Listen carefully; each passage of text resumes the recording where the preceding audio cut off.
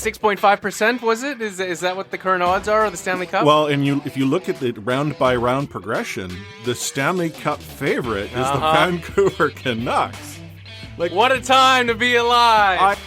Talking you through every goalie controversy, scoring slump, and draft lottery bust, this is the C4 Podcast on CanucksHockeyBlog.com. Here they are, the best starting lineup we could afford under the salary cap. Chris, Matt, Anna, and Adam.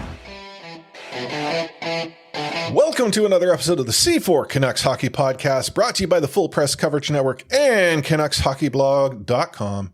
I am Chris at Lightforce, joined virtually by the formerly pure of soul Anna Forsyth at A4Forsyth03. Welcome, Anna. God, my mom's going to listen to this and be like, what happened? It's the stuff that happens before we click record, and that'll never be shared. Yeah, and I choose not to contextualize it. But it's true, at one point in my life I was pure. Now I'm sullied, and now I'm sad, because we are now rudderless, we are leaderless, we are captainless, Chris. You are. I mean, I thought we were going to be talking about the Vancouver Canucks trading former captain Trevor Linden to the New York Islanders back on February 6, 1998. Right? That's what we're talking about? Yeah, I know. It's kind of funny how things kind of go that way. Yep. I think we had all come to the realization that Bo Horvat's tenure as a Vancouver Canuck was likely up. I mean, we knew this sort of going into the last few weeks, even post, Bye Bruce. We're going to talk about a contract that we had not believed would be happening, and that was the writing on the wall. You know, unfortunately, Bo is no longer a Vancouver Canuck. He's not. I mean, if we're listening to him, he thought he might be one for life. Unfortunately, that's not been the case. But yeah, we did see the writing on the wall. It's still shocking, seeing it actually come to fruition. But we knew it was going to happen sooner or later, sadly. Yeah, but if for some reason, why are you being around the bush? Yes, Bo Horvat traded to the New York Islanders. This is the second time in 25 years-ish that the Vancouver Canucks and the Isles have consummated a trade which happened to have the Vancouver Canucks captain go the other direction. I said consummated a trade. Yeah, don't be rolling your eyes at me. Also, I mean, they just, they bided their time. They traded away that pick. For Corey Schneider. Well, that was a demo. And then... sorry, go ahead. Well, I was going to say, the pick that Bo Horvat, was originally an Islanders pick. We're going to get into the return, but I mean, a pick's coming back. So what you're saying is that whomever the Vancouver Canucks draft with this pick, when they get an opportunity to do so, will eventually find their way back into the hands of Long Island. I mean, maybe, yeah. I was saying that the Islanders were playing the long game, but, maybe it's the even longer game. It was just, trade that pick to New Jersey, trade it to Vancouver, they eventually get it back. Trade that pick away, and they eventually get it back. Yeah, maybe it's just, eventually they will come home. Lou likes what he gives away. Mm-hmm. Yep. Anyway, we'll get into all of that in a short moment of rewind. Obviously, new coach. We're going to talk about his first week as a Vancouver Canuck, which we might. There's obviously a deal that did get signed. We'll talk about that. And, it isn't an episode of C4 if we don't have an opportunity to roll our eyes at hockey culture within the NHL. So let's wind the show up just a smidge and talk about today's breaking news. I was out on the road when the trade went down. I had to go and pick up the kid from after school care and a couple of errands. And when I got home, there's a bunch of messages in C4 Discord. And I'm like, what? Bo got traded? Because I didn't think it would necessarily happen now with it being sort of the quote unquote bye week.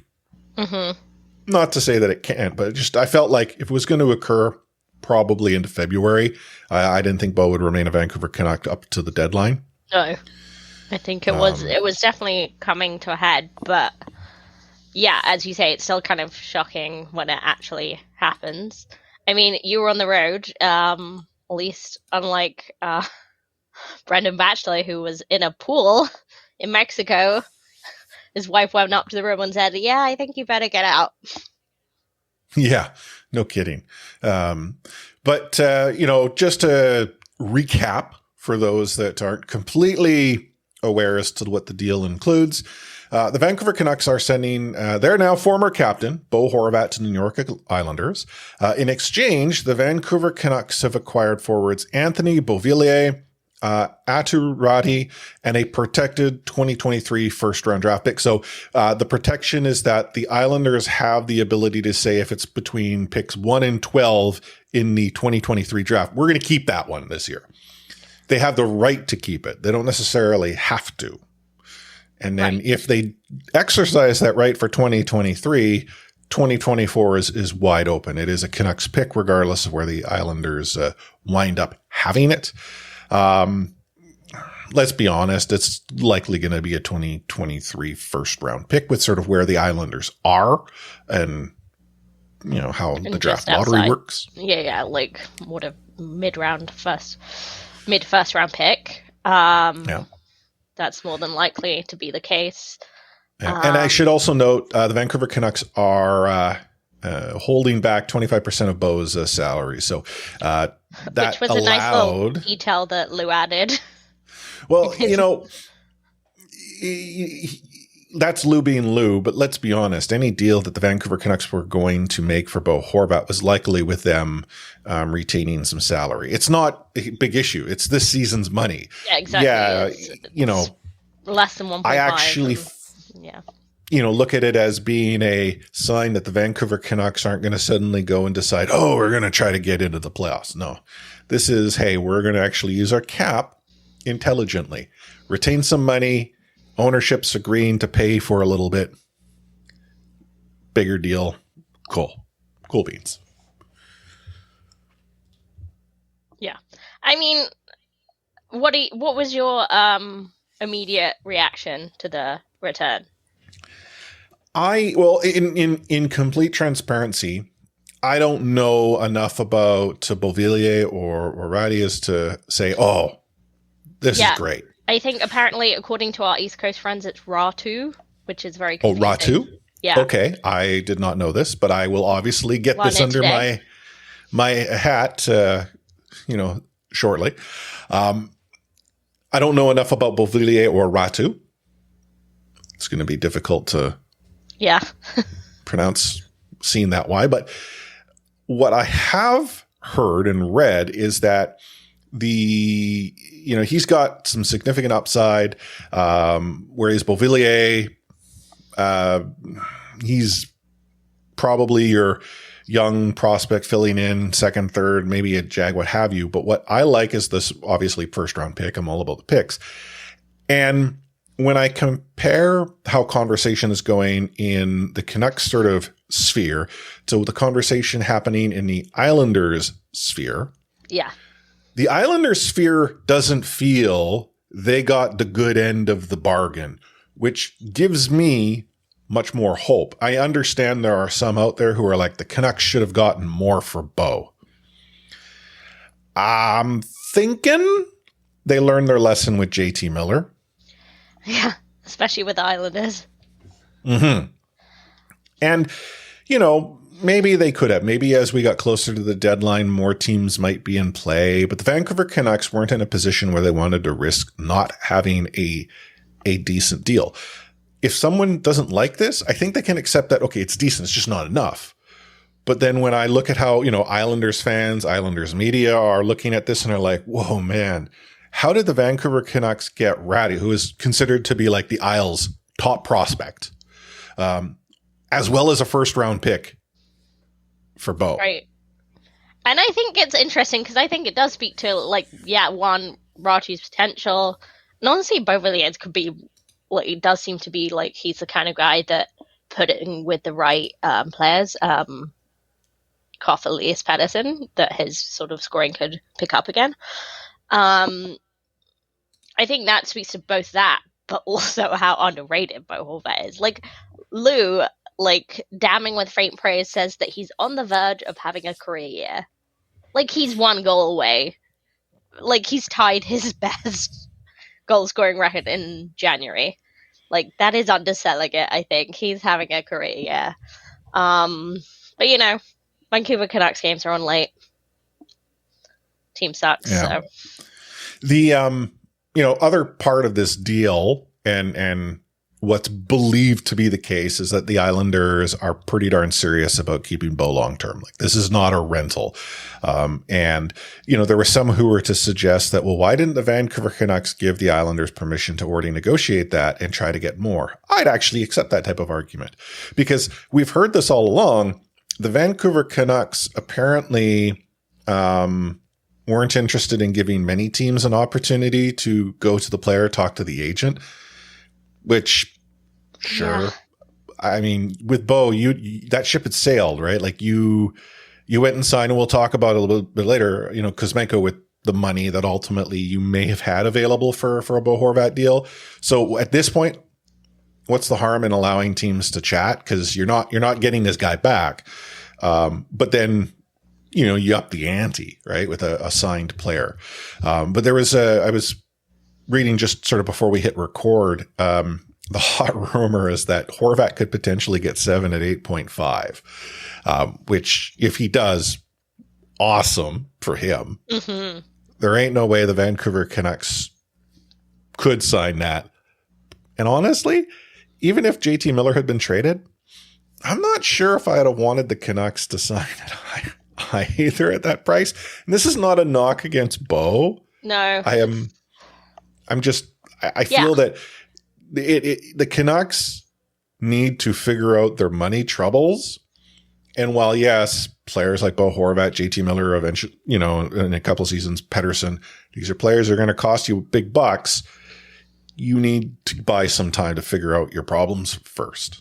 And I hope they do by the time PD needs his deal.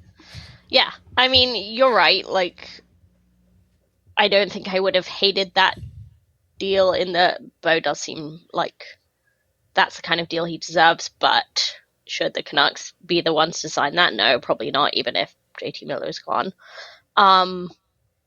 Yeah, it did seem a bit stubborn that the Canucks were not letting teams talk to Bo's camp, but it did seem to me that they really didn't give up the fight until right at the end. Like, they believed that they could still persuade all that to sign a cheaper deal, I think, right up until the end, which seems delusional to me, honestly. But yeah, I mean, Bo was ready to make it work right up until, I'm sure. Well, I mean, he said in deal. his press conference that, this past summer and early, he thought he was a Canuck for life. He had just, based on everything he was hearing, the team wanted him back. He wanted to stay. They just needed to, get a deal done. And for whatever reason, they went to Miller first.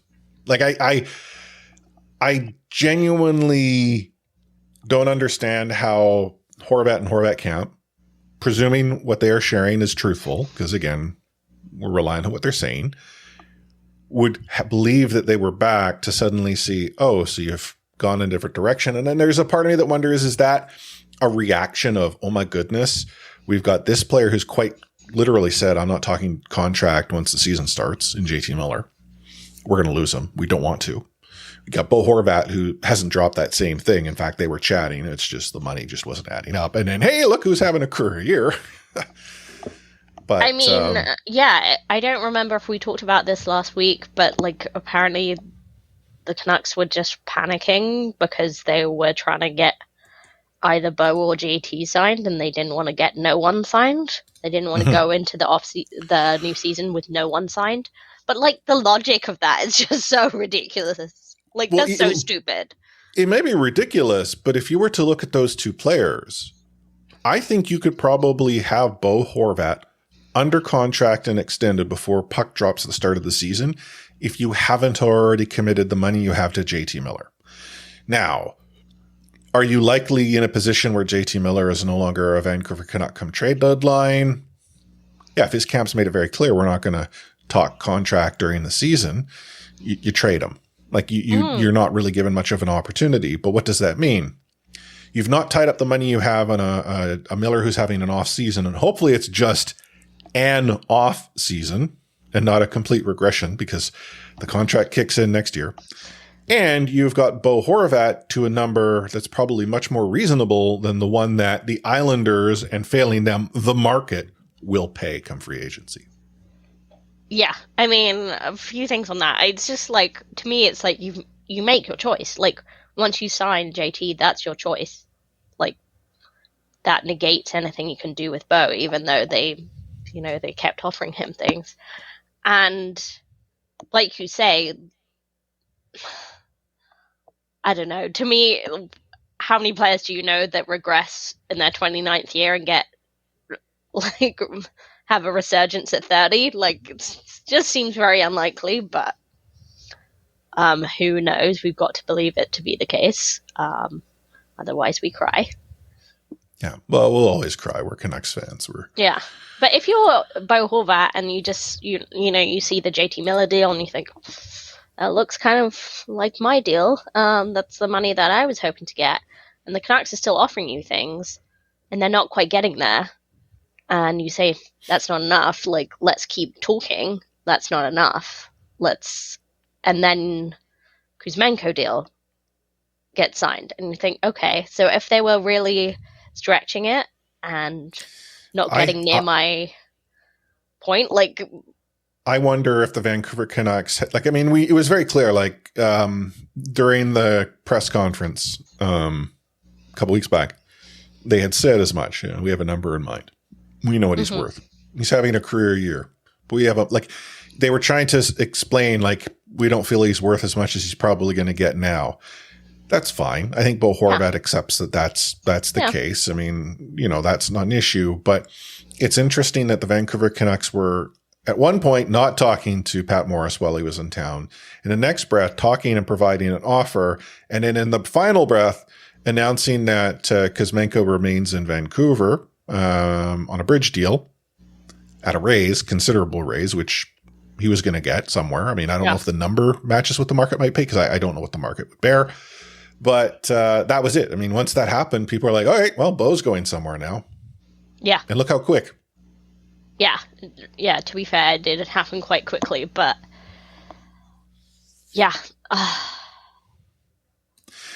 mean, we are where we are, right? We're glad that he's gone somewhere to get a new start, and we're glad he's got a somewhat decent return. So, yeah, I mean, and it's better than the alternative of the Vancouver Canucks sit on a number, don't get it, next thing you know, lose the player completely, which we have seen, not necessarily, obviously, front office do much. They allegedly did that in the summer, but they didn't lose the player. They just signed him instead. Trickle down effect, obviously, but, Bo's gone. Now, looking back at Bo's time here in Vancouver, he had 2 playoff seasons, his rookie year and the bubble year.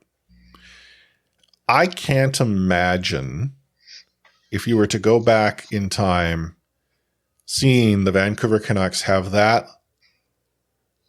much, or, have such a lack of success during his tenure. Like, when he joined as a rookie, the window was closing, but there were some sort of bright spots, and then we started to see that sort of pick up.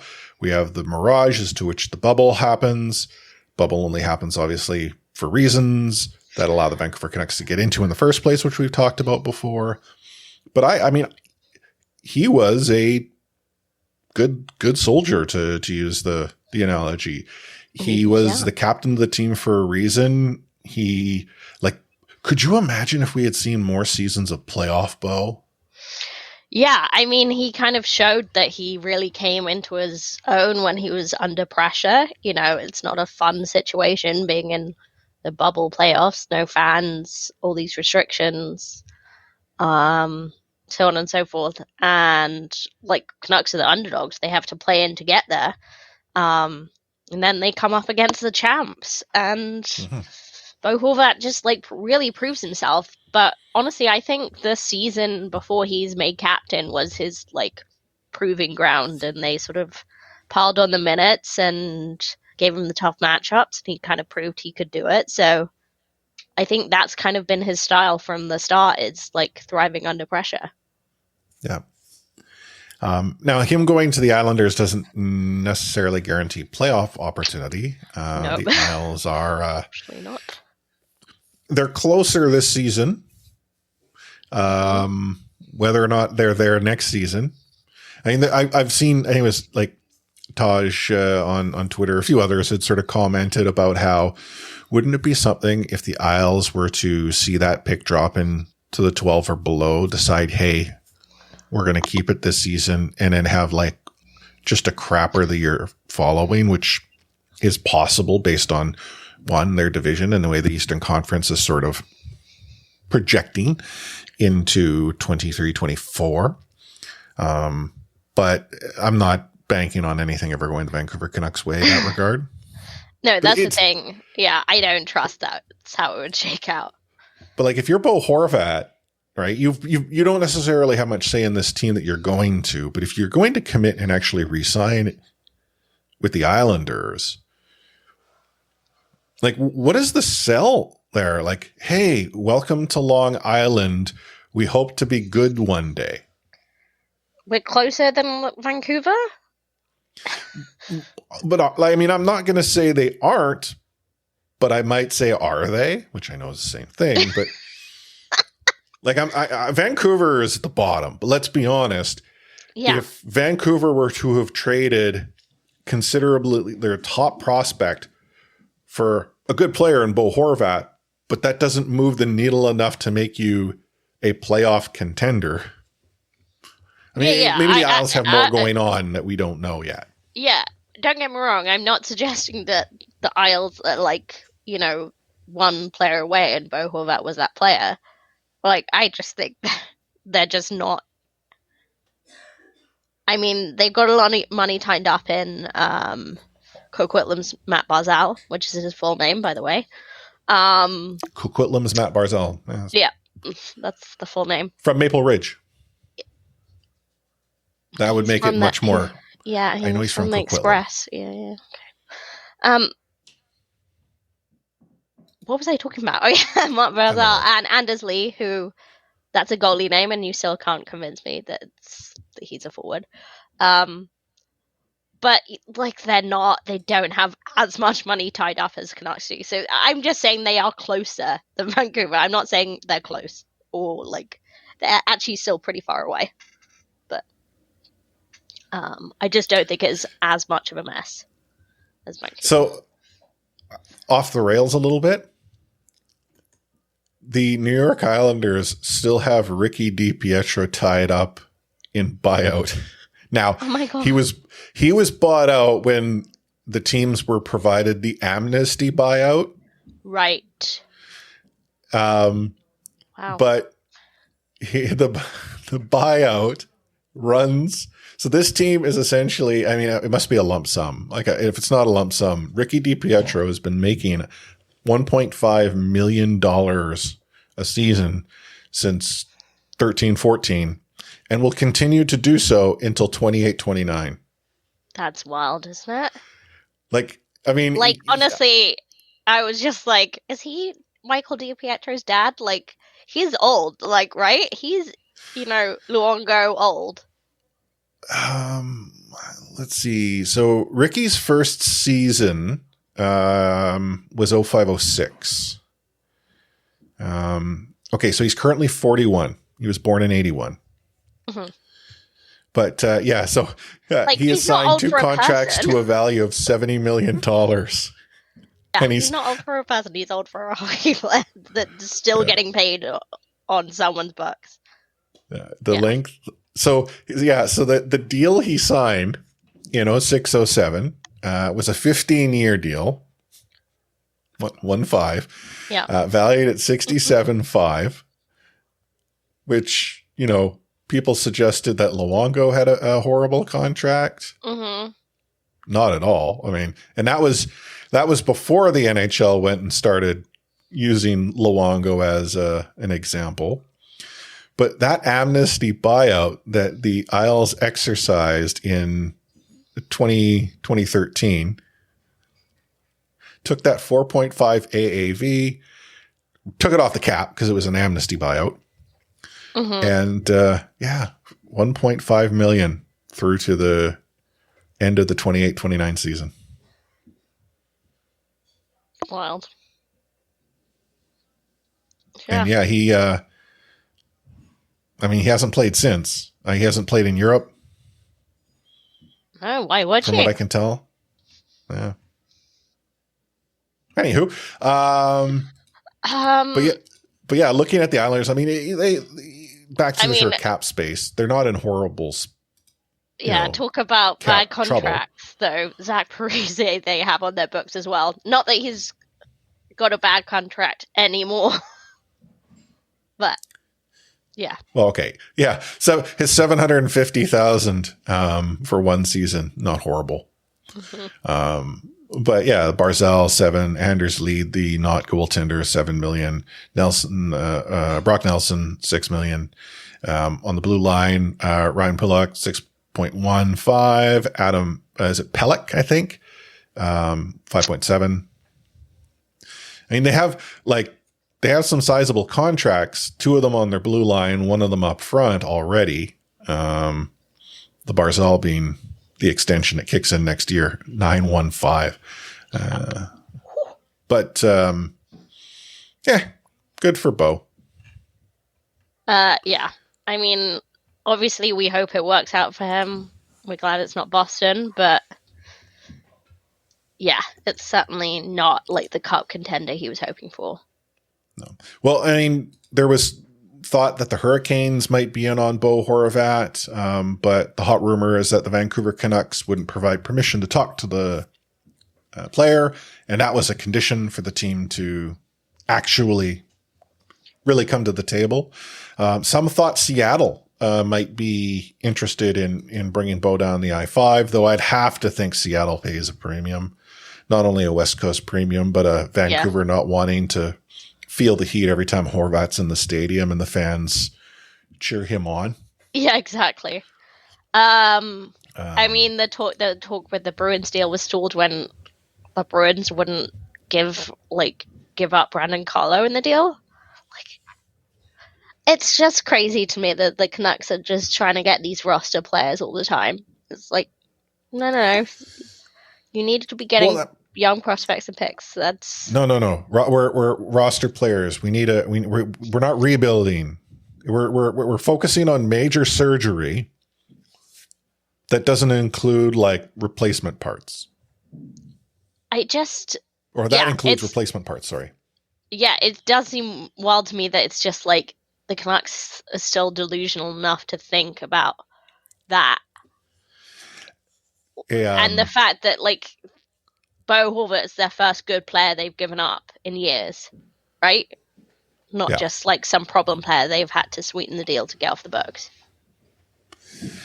Someone used the analogy that the Vancouver Canucks idea of major surgery is that their car has broken down, and instead of going and either replacing the car, getting a new one, or alternatively getting a new part to replace the ones that are broken, they're going to the rec yard to find a junker that'll buy them a few extra years before they have to go and do it again. And that analogy makes so much sense. How many different, old parts from junker cars have gone into the Vancouver Canucks engine over the years and have not given any more results because their prime's done.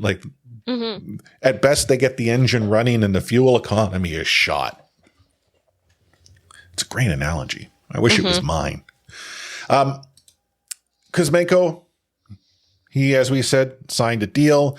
It is a bridge deal. He's going to be on the books for the next 2 seasons at $5.5 million. He apparently had approached the team and said, let's make a deal. We don't want to go anywhere. And it happened quick. What I find interesting as far as timing is concerned is his parents were in town, as was his childhood friend. Yeah, wasn't that funny? Just like yeah, mom, dad, childhood friend. The letter was mom, dad, sister, childhood friend. Yeah, childhood friend. But you know, like if it's like, oh, it happened quick and mom and dad were here, there's some thought like, okay, are the Canucks actually, you know, telling the whole story? But then Kuzmenko is just, he seems so genuine that part of me wonders, did mom and dad want to come and actually check out the city, check out the people? Because he's saying, I like it, I want to stay. They had he says, I like it a lot. Right? And they're like, yeah, you know, you've been good to our boy. You can stick around. Like, if this is the case, one, did the Canucks get a discount? Who knows? I mean, at 5-5, people will say, heck no. But let's be honest. Would he have gotten that on the market the way he's been playing this season? Maybe. I mean, the fancy stats suggest he's performing at a level beyond. Yeah, it's going to come down, like the shooting percentage, and he's playing with Pedersen, and he's very good at getting on the end of passes. The deal in the back. Just put your stick on the ice. Oh, yeah. Pylon. Mm-hmm. Yeah, like in a vacuum, it's a good deal.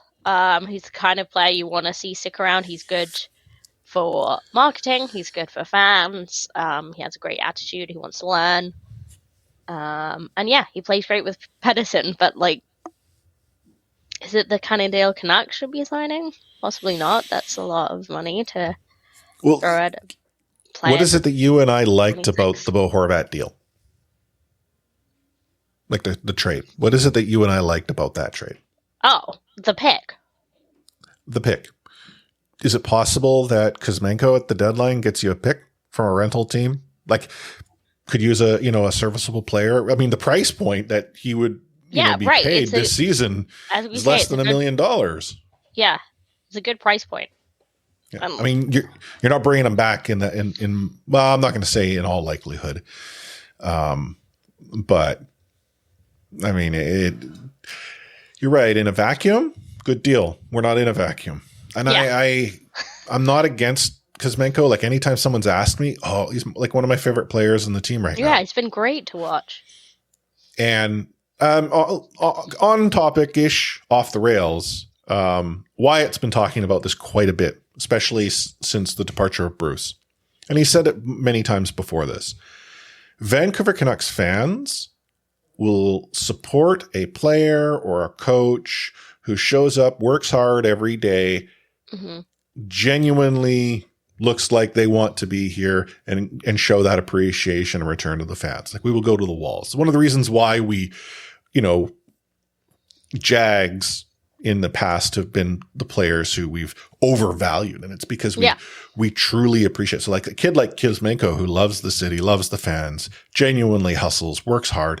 We love him. Bo Horvat, I know there are some that don't like him, but I don't think anyone would have ever questioned his commitment, his hustle, showing up to work, being good for the city.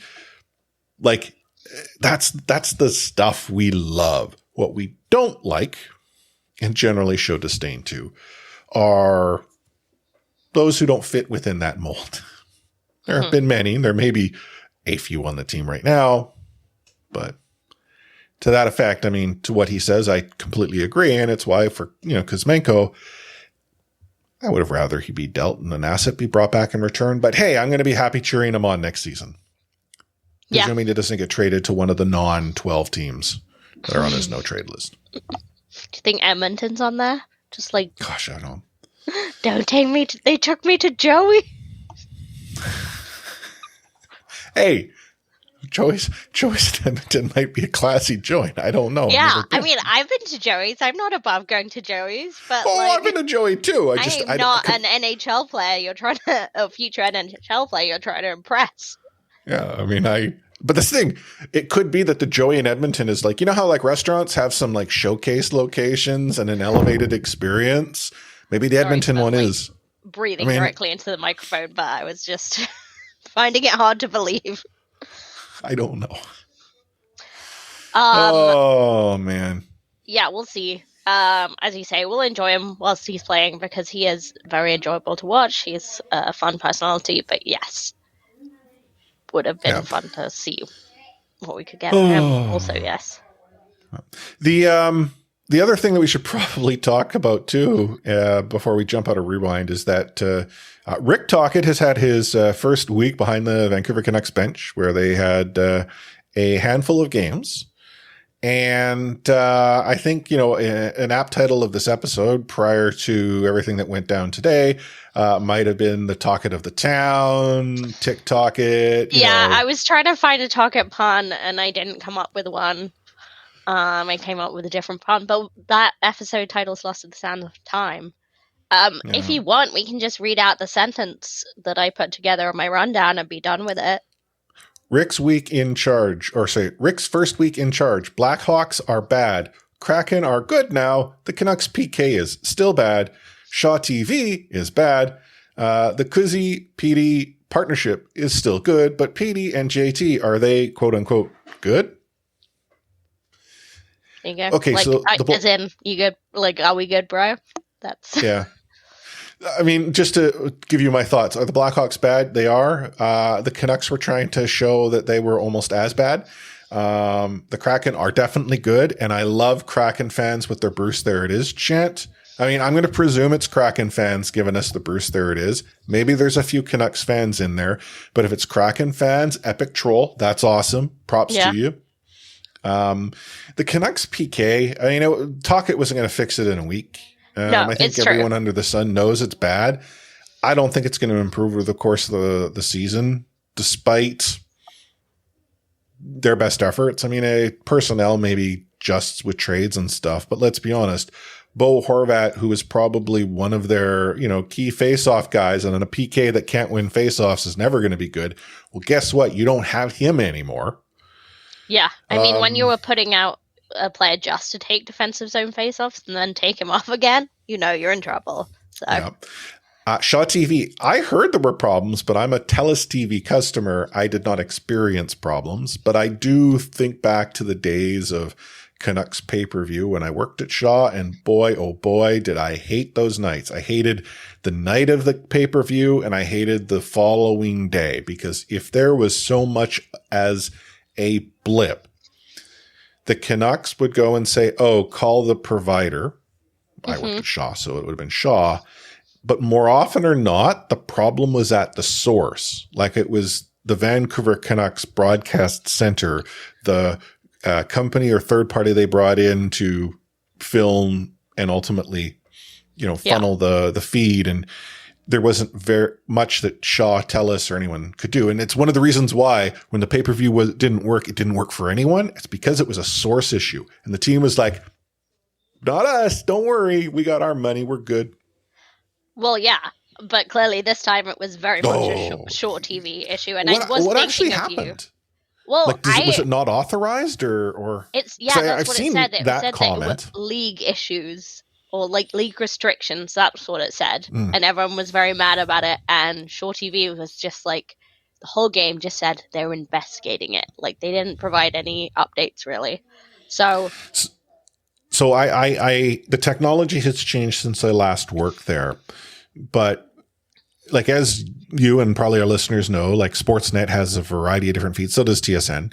And in some of these feeds, they have regional rights coverage. So TSN is a rights holder for the Winnipeg Jets. And so you might see in your guide, Winnipeg Jets are playing, but we in Vancouver cannot. And Shaw is obligated to ensure that we can't see the feed. So there's technology working on the back end that identifies information that's attached to the feed and whether or not it'll be shown. If I were to hazard a guess, what occurred with this particular game is that it was broadcast on a regional feed, but then a 1 or a 0, whatever it would happen to be, the flag was toggled incorrectly. Yeah, and that doesn't get fixed in real time. Yeah. That's a done deal. Yeah. It was unfortunate. I was in a bar settling in for the night. And so we'd ordered a big pint and then it was oh. So you got to drown your sorrows in that pint. yeah, we finished our pint, headed back to my friend's house, and got it up on Sportsnet Now subscription, so we were able to watch the second and third period. But yeah, it was unfortunate. People were mad, but we went into another bar to check. They were having the same issue still, and it hadn't been resolved, and they just had the basketball on, and we said, "Oh, are you having trouble with the Canucks game?" And they were like, "What Canucks game?" And I was like, "Cool." What? I mean, may I ask what establishment this was?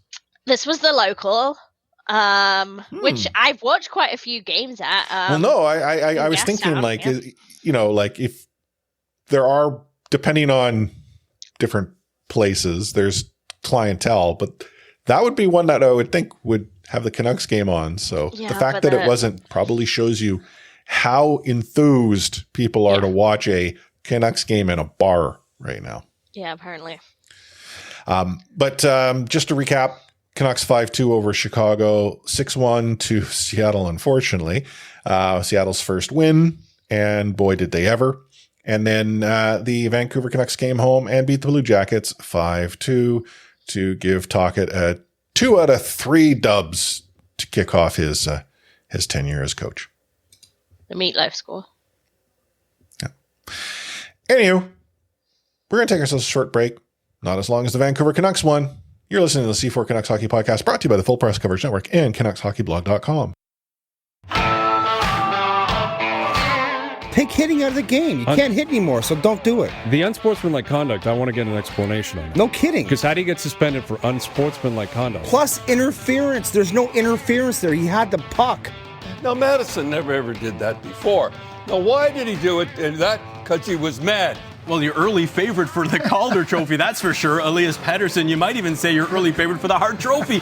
Just to get back to your question, Elias is going to play plenty. He's going to get a lot of power play time. And, yeah, I'm concerned about our offense.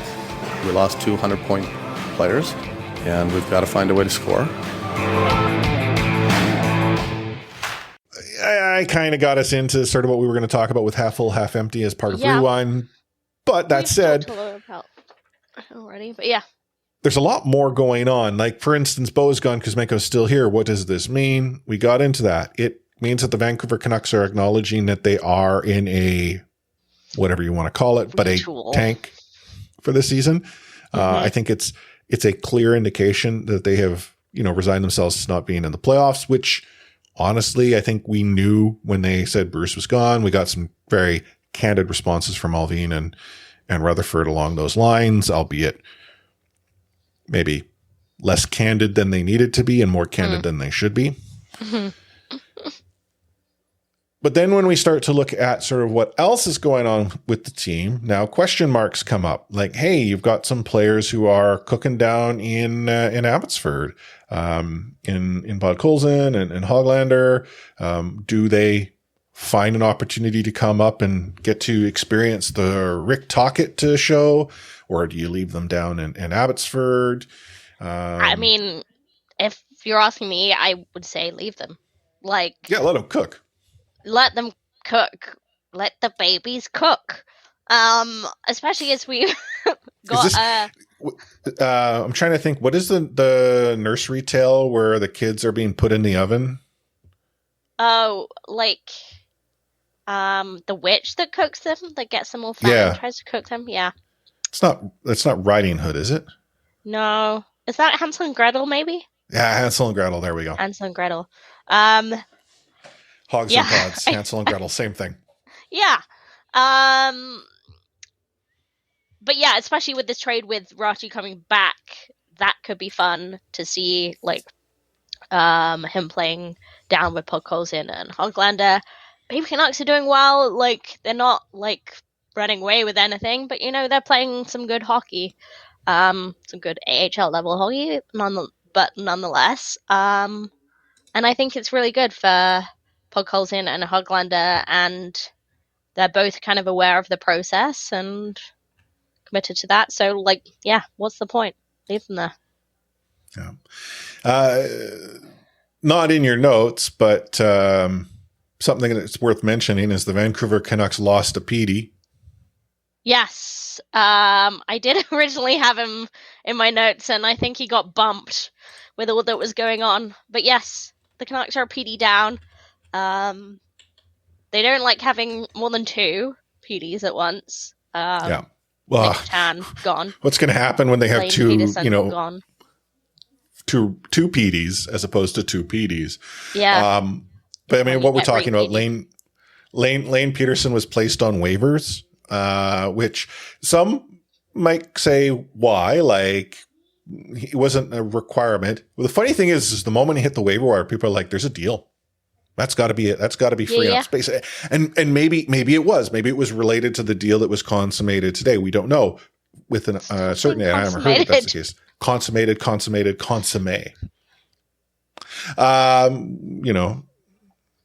When you finished your dinner, you have consummated the consommé. But Columbus claimed Peterson off of waivers. Having seen him, I think Peterson played on Friday, did he not? Yeah, which was interesting, right? And then that's when people said, "Are you not allowed to play people that are on waivers?" Turns out, yeah, you are. People just tend not Well, to. hey, you're allowed to play players who are going to be shut down for the rest of the season. 5 minutes after the game is over. So why not? True. It does seem crazy, though, that you're allowed to play people that are on waivers. Because, like, what if they get injured and then it's just like, oh, well, we were going to claim him and you just, like, hand over this broken part. Well, I don't know when the claim, there's a deadline to have the claims in. And if, it's not like first come, first serve.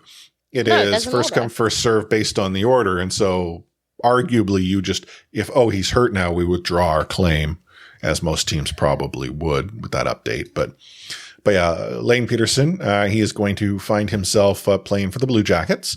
Related to what we just spoke about, the Vancouver Canucks earlier in the day had scheduled a press conference. Alvin was going to be talking to the local media. It was going to be happening Friday morning. This was announced, I think, on the Thursday. Then on Friday morning, it's been delayed until after the game, at which point people are like, oh yeah, well, the Canucks are looking to bury bad news. The fact that they were going to have this conversation in the morning but have delayed it, I don't know if that's what was happening. Part of me wonders if they decided that it wouldn't be good to go and say we're going to shut down a player but then play him. Let's play him, then shut him down. I mean, or was it they were going to shut him down before the game but then realized they needed him to play? I don't know. But what ultimately came out of the conversation that Alvin had with media was that Ilya Mikheyev had suffered an ACL tear. This occurred in September when it was rumored to have occurred. I'm trying to think who it was in the media that reported. I think it was Frank Saravelli that had reported that early indications it's not good. It's an ACL tear. And then it comes back. No. He's fine. He's strong. He can play. He's been cleared. And people were like, look at the media trying to stir things up. No, it totally was torn. And ultimately the conversation that happened at that point was that, well, can you damage it any further? No. And the medical team and Mikheyev worked it up to have him play through to that point. Now they've decided to shut him down because one, the time after the surgery and then the recovery time gives him an opportunity to be back in time for training camp next year. Now this season's a write-off, but I'd ask, why now? Why not like a week ago? Yeah, I don't know what the deal was. Like, when you're saying they needed him to play, gosh, I mean, run the team without a forward. Your farm team's just down the road, although I think they were in Arizona at the time. But, there's no way you need a player to play that one game. It seems crazy to me that, I guess it's a new team, it's a new contract. He's trying to. I understand the decision he's making earlier in the season to continue to play.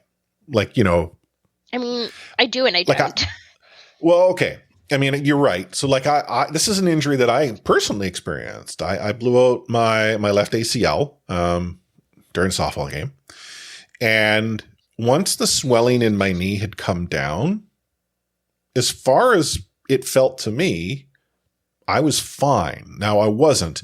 The stability in my knee was off considerably, but the way the ligament functions is when your muscles are slack, it's what keeps your joint in place. So as long as your leg muscles are engaged, like you're walking in that, your muscles are what's actually keeping things good. It's the moments of that slackness. And then the ligament not there, things start to shift, bad things ensue. There are ways to obviously add some artificial support. So like knee braces, we see, football players wearing knee braces all the time, though in that case, I think they're more often the additional support to supplement what the ligaments are providing, though I'm not a doctor. I've only stayed in a Holiday Inn Express once. But what was Mikheyev thinking, to your point? Just signed a deal, new team. What were the Canucks honestly thinking of this season? We're a playoff team. Mm-hmm. Yeah, it's true. They were delusional. Yeah. But yeah, I guess your point is like, why now? Like, what's so different? Like this week from last week? Yeah, like to me, like I understand. Okay, his timing is, I want to be here and ready for training camp. There's a sort of point as to which surgery occurs and recovery. Like when I had my surgery, I was explicitly told for the next 3 months, protect your knee.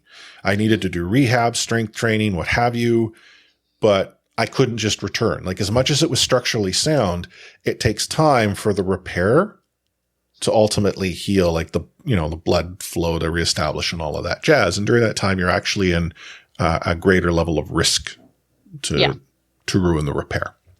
I mean, so that time, 3 months, for me, it was 3 months. That was what the doctor said. I would imagine it's probably the same for a professional athlete, right? Yeah, he might be returning on the 3 month mark. Me, I was like 6 months at best to get to where I was before. But last week during the press conference, they're like, our season's done. We are tanking, aren't we? Hey, why did he have to play 3 more games? Yeah.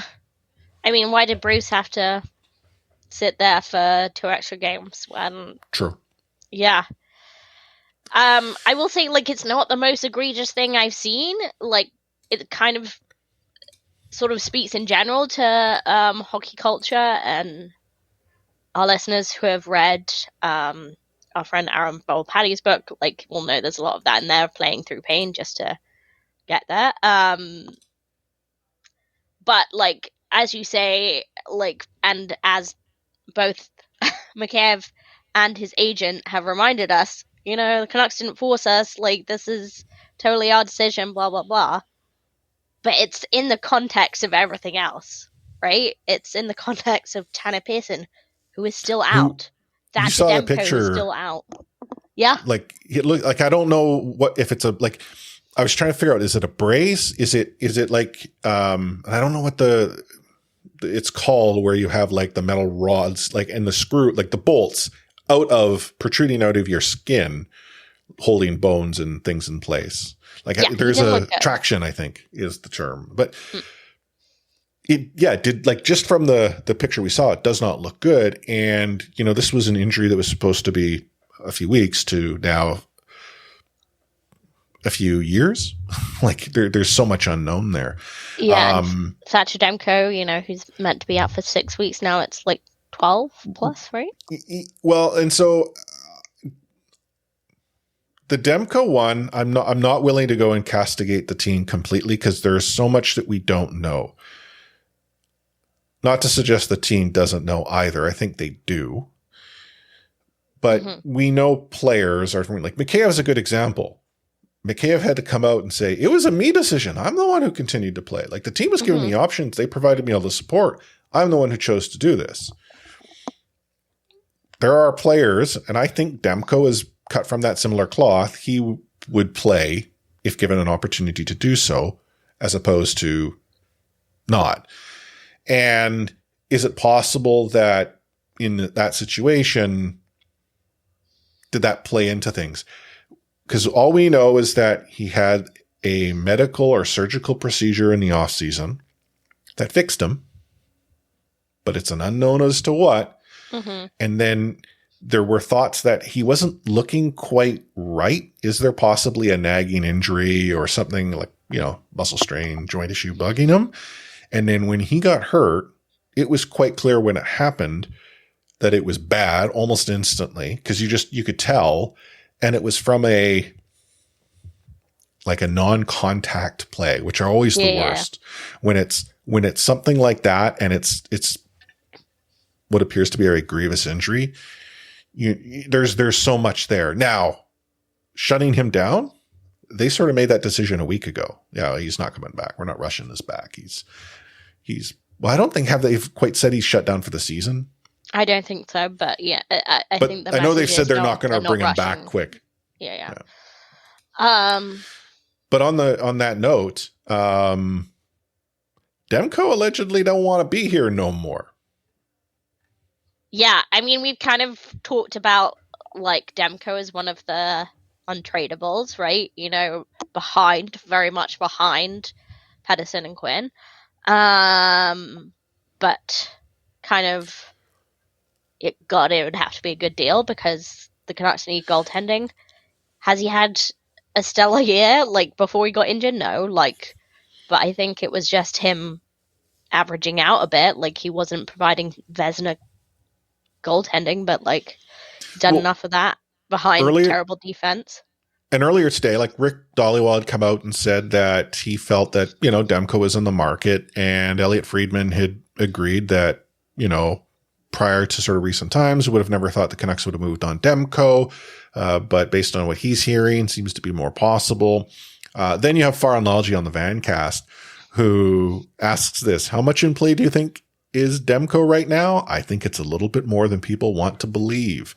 Now, he then goes on and says, does Demko want to be here? From what he has heard, people around are close to it that Demko does not want to be here.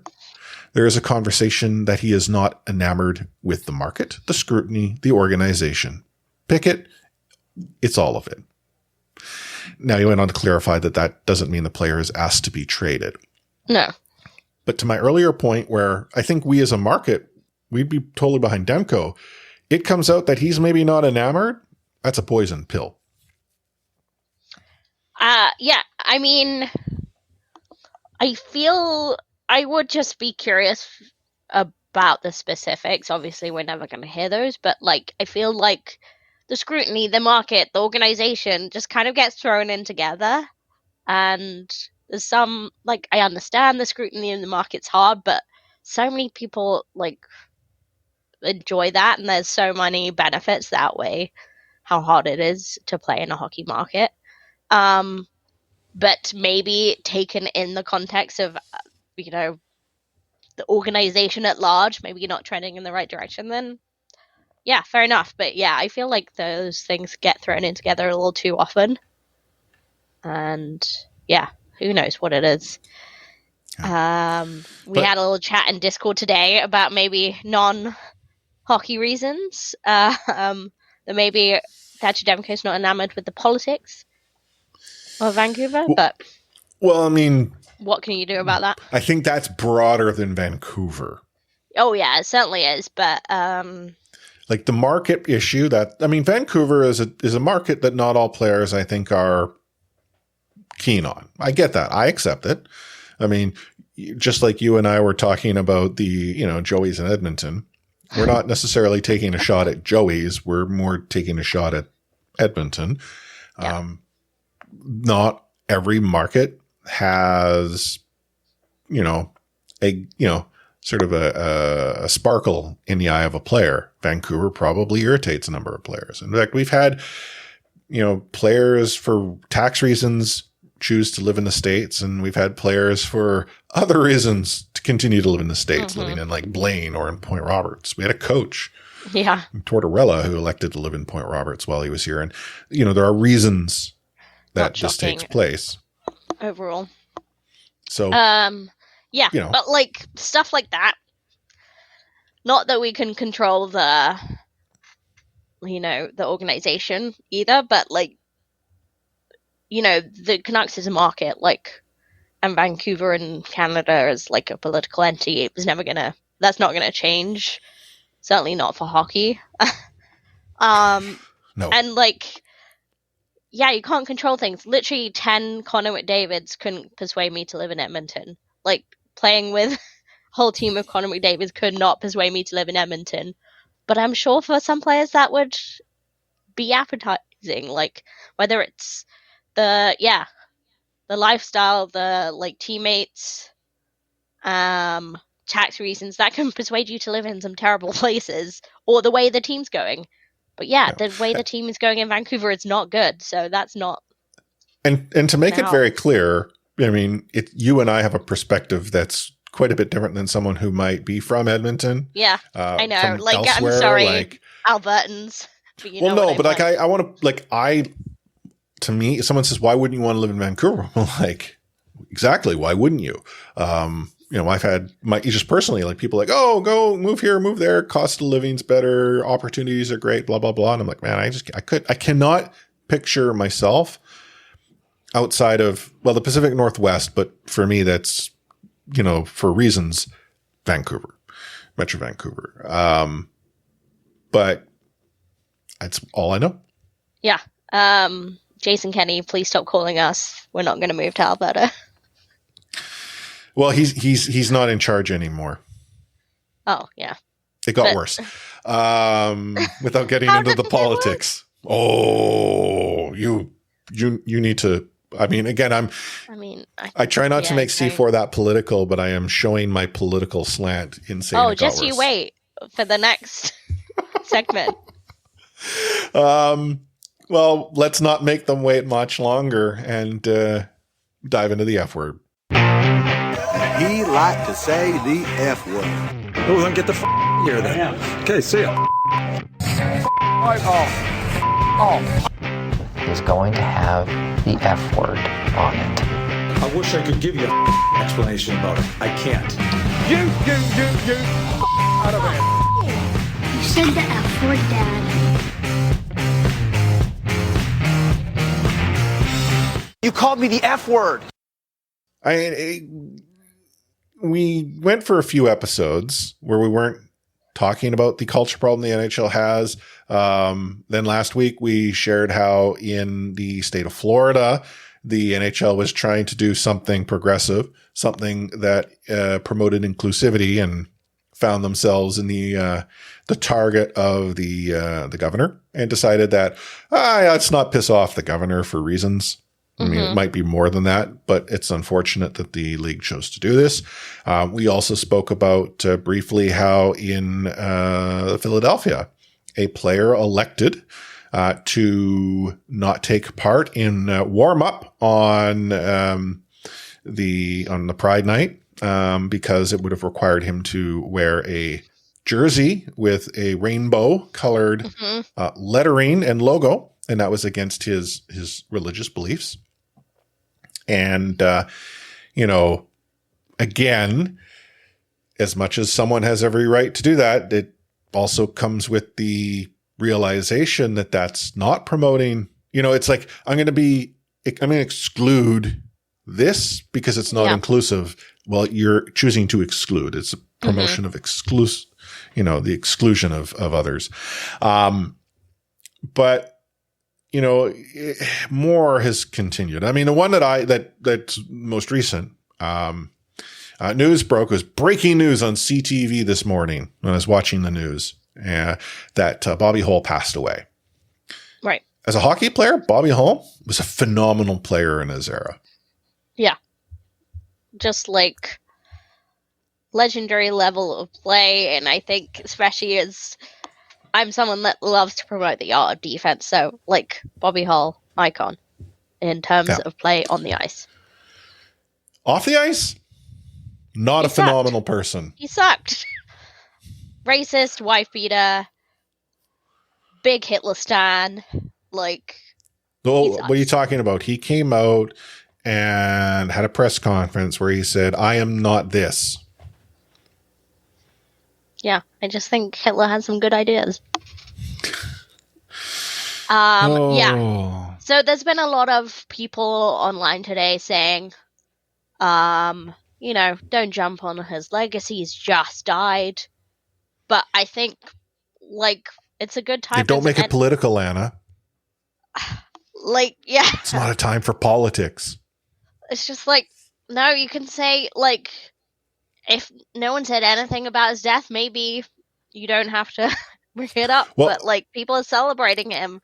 And, without, mitigating it with, also, he was a terrible person. So, you need to say it. This is the thing that confuses me. It's bigger than the NHL.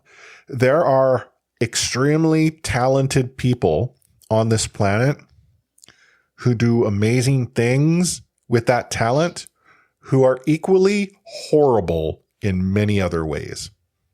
Yeah. And I don't understand why you can't acknowledge both, because if you choose to acknowledge one over the other, it should be fair that you can say both. It's not like, this discounts that. No, it doesn't. I did like the title of the article that was just Bobby Hull is not complicated, because he isn't. He wasn't a difficult or complex person. He sucked. So I think we need to stop beating around the bush about that. I do want to. Sorry, please keep going, because I want to. I was going to say, I saw someone trying to say, it was a different era. You know what? I could accept that if you saw, hey, I was a horrible person. I have since learned and grown from this. There's nothing I can do to mitigate what I said, but I'm going to own that I said it, and I see how wrong I am. I mean, you know what I mean? It's you're trying to atone for wrongs that you cannot go back and remedy, but you show that growth. That did not happen here. Yeah, he died either yesterday or today, so it's not like he didn't exist in the one world. Well, if for some reason, let's say, I don't know, for whatever reason he was in the news cycle, would we have talked about him the same way we are talking about him today? Possibly, outside of the fact that we wouldn't be saying he died. Yeah. Phenomenal player, horrible person. Right. And as a segue, the modern world ain't that great, by the way. You were talking about the Pride Night that wasn't in Philadelphia. Ivan Provorov declined to participate, and then we saw the New York Rangers, who advertised their Pride Night as players are wearing jerseys, Pride jerseys for warm-up. They're wearing Pride tape on their sticks, except when they weren't. So the Pride Night still went ahead. There was an LGBTQ plus leader dropping the park, I believe. It was named as a Pride Night, but it was muted. Right? They didn't say anything, but you're a LGBTQ plus fan, and you're a Rangers fan, and that's a game you're excited for. You say, oh yeah, I'm going to watch my team, and they're going to skate around in their Pride jerseys, and if you can't even do the symbolic gesture, people might say, oh yeah, but it's just symbolism. It's just a gesture. It doesn't mean anything. But if you can't even do the gesture, then yeah, it's a problem. It's akin, akin to sort of what I shared last episode. It's amazing how something so colorful scares so many people. And I know it's more than that. The message and what it means is far more than that. But how, not hockey related, but I brought up the Pink Floyd anniversary, and how an album of light hitting a prism and shattering into the visible colors, which we all learn in school. I don't know how they describe it to you from the old country, but here it's Roy G. Biv. Yeah. That's how you learn the colors of the rainbow. Richard of York gave Battle in Vain. Yeah. What was that? Richard of York gave battle in vain. That's how you remember it. Okay. But again, in this somehow it's they've gone woke, man. Yeah. That's indicative of you not knowing Pink Floyd. And if you do, you never knew them.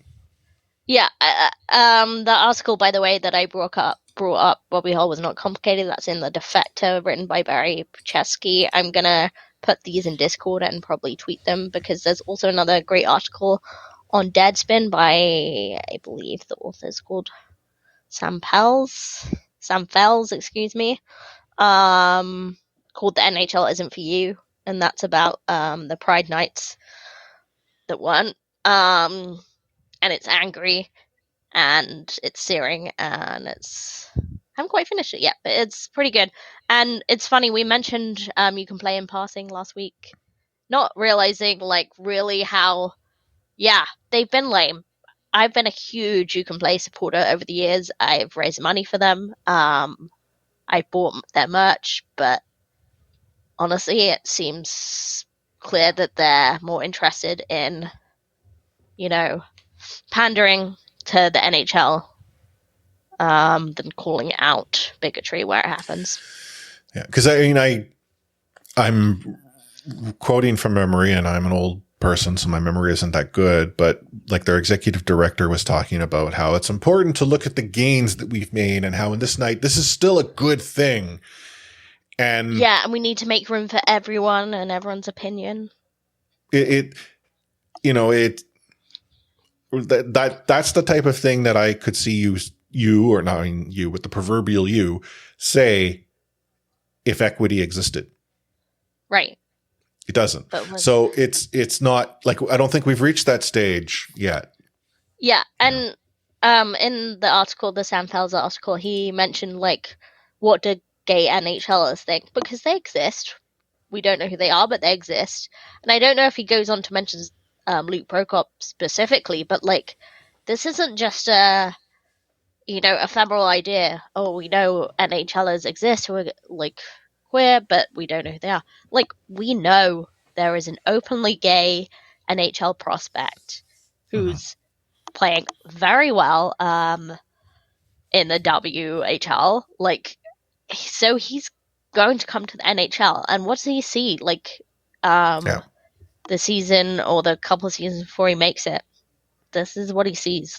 This is the environment he's coming into. It sucks. It really does. Yeah, maybe we'll be able to talk about more positive things regarding NHL culture next season, because it won't be happening this year. Nope. Doesn't seem so. Or should we be focusing on the good things, Anna? Yeah, you told me what those are. Okay, I will put together an exhaustive list of good things. Yeah, sure. We can talk about it. Quick recap. Bye-bye, Bo. Kuz is to stay. The ship is captainless. Although Alvin in his press conference brought up the names of Hughes and Pettersson as being captain material. Did not bring up Miller. Weird. He has such good temperament. So, well, actually, there were, and we didn't talk about it here, but Elliot Friedman, when he was talking here in Vancouver, had talked about the core being Pettersson, Hughes.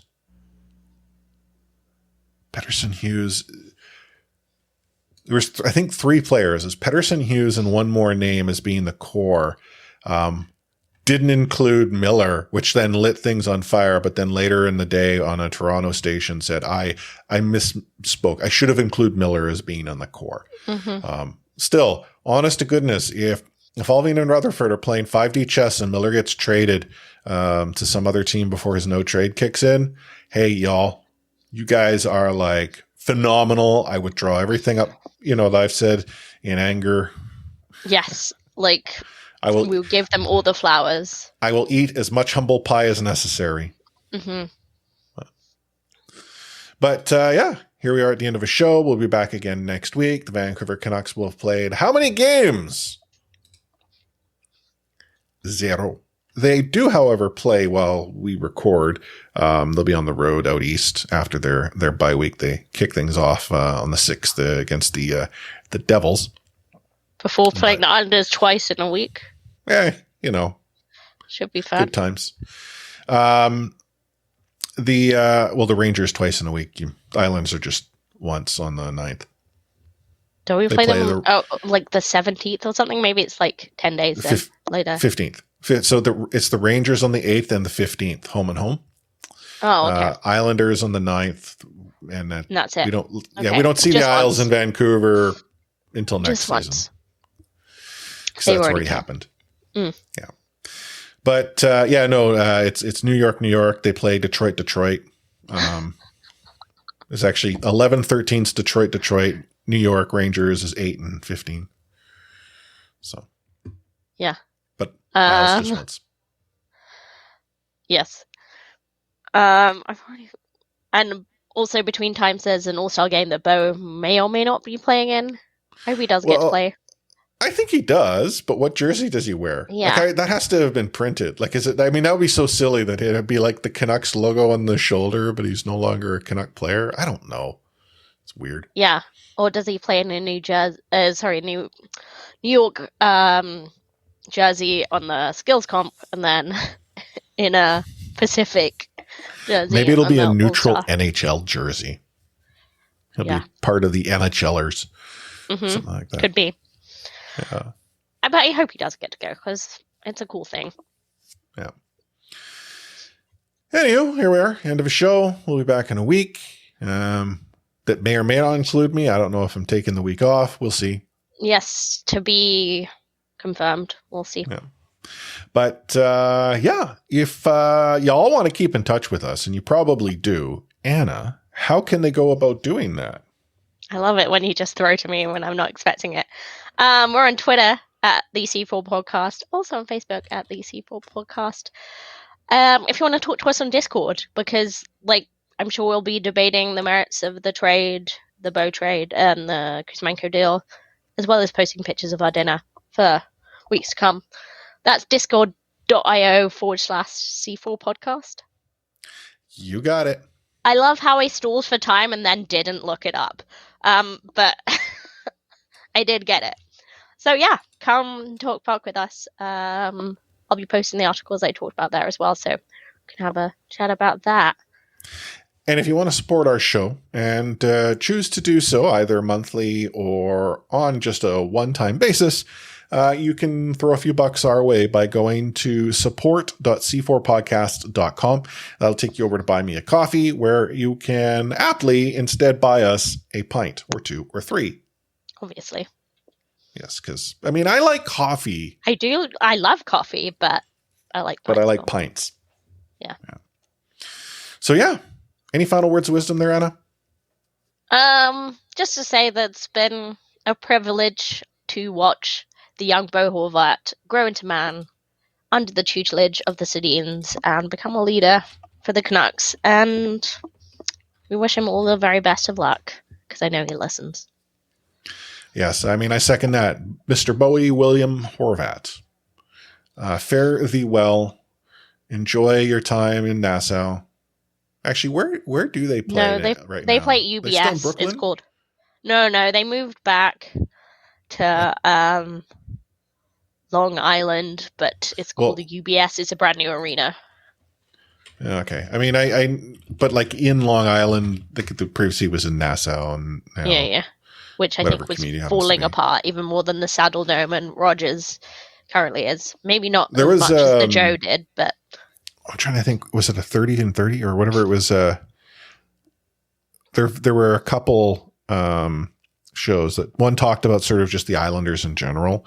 And then there was the other one that spoke about how someone who bought the team, who had no money to buy the team, was able to essentially fake his way into becoming an NHL owner. I mean, you don't need money to buy a sports team. Just ask the Glazers and United fans. I'm curious what that Big Shot. That's what it was. Yeah. If you've not seen 30 for 30, it's in ESPN Films. Big Shot. Watch it. It's glorious. it talks about John Spano and how he came to own the Islanders when he had absolutely no money to his name. Yeah, like, and we're talking about like quite literally faking documents, sending it into the league, sending it to banks, and them saying, thumbs up, it all checks out.